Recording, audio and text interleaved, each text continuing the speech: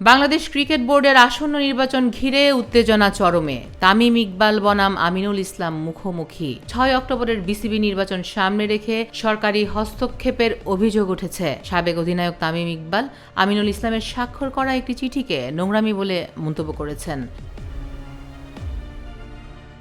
চিঠিতে জেলা ও বিভাগগুলোকে নতুন কাউন্সিলরদের নাম জমা দিতে বলা হয়েছিল। তামিমের দাবি, এতে নির্বাচনকে প্রভাবিত করার চেষ্টা হচ্ছে।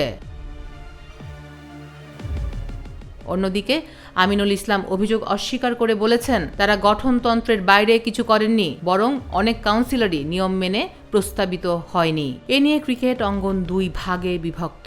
তামিমকে বিএনপি ঘনিষ্ঠ আর আমিনুলকে সরকার সমর্থিত প্রার্থী হিসেবে দেখা হচ্ছে।